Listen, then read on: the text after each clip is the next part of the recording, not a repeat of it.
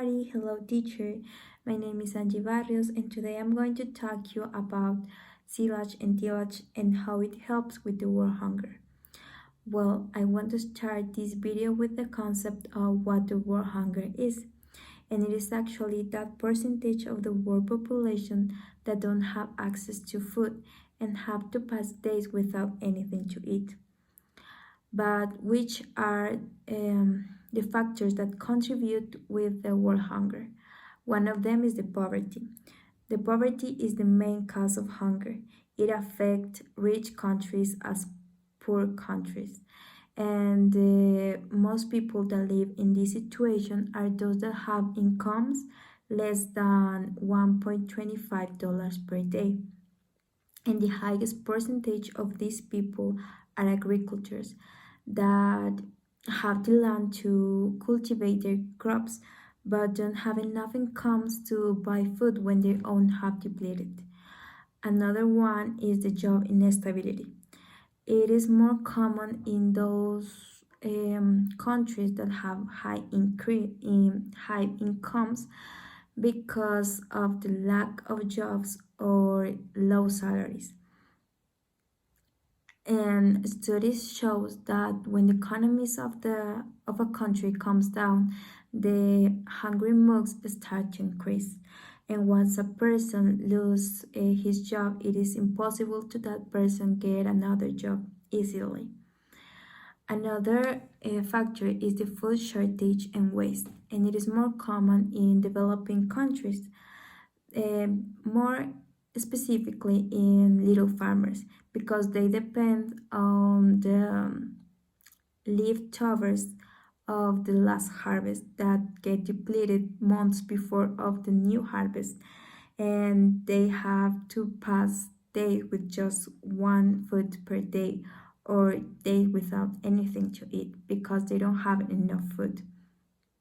Another one is the poor infrastructure, and it causes hunger because it makes more difficult to carry food to those places that have more shortage of food, and people starve in some regions while in another people are enjoying of food in abundance. And the last factor is weather changes, and it affects to the crops productivity, making more difficult the task of feeding the world, because the agriculture are not going to have the same yields. So now I have already talked about the world hunger, but now I want to talk to you about the stop hunger. And the stop hunger actually is a movement where a lot of people work together to try to feed the world in the most efficient way. They say that in the world there are around 800 million of people that suffer from hunger. That is nearly the 11% of the world population. And to help these people, they say that the better way is to teach to the people to eat just the necessary, not to fill in dishes, and to teach to the population how they can take advantage of all the resources that they have, and lead them to look for more sustainable ways to get their food and feed themselves, or maybe to supporting to the little farmers that live nearly. And some ways that we can find to help with the stop hunger is increase our efficient in food production, using techniques like create genetically improved seeds, have a seed bank, or make use of controlled climates, look for ways to keep the food in good condition for longer, and make the use of a better soil preparation to have a better production in our crops.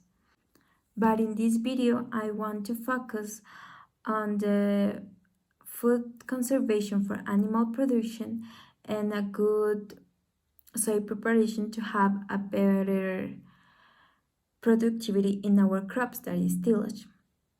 The first one is silage. The silage is a process that the farmers use to keep the forage in a good condition for longer. And this method, the success of this method is based on the acidic fermentation through the activity of bacteria on the material, and it keeps the characteristics of the food, and although it increases the palatability of the food for animals. This method was created to help to the farmers with the lack of animals food on the dry season. In fact, the application of this method can help to the farmers to save more money in relation with the stop hungers, because they are going to have more money so they can buy more food. And the other technique was the tillage. That the tillage is a method that the farmers use to prepare the soil before the sowing. So they use this method because it improves the productivity of the crops. This process is based in opening the soil with specific machines.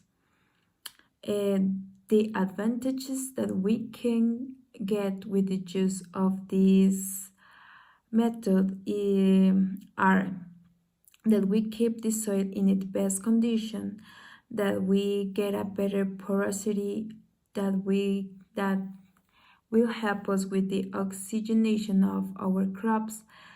And another one is that can help us with some pests like worms.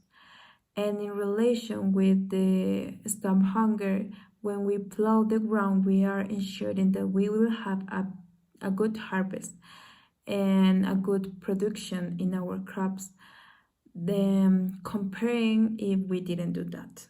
And having a better production, we are going to have a better products, so we can have more incomes. Well, it has been all. Thank you for watching. I love you. Bye, teacher.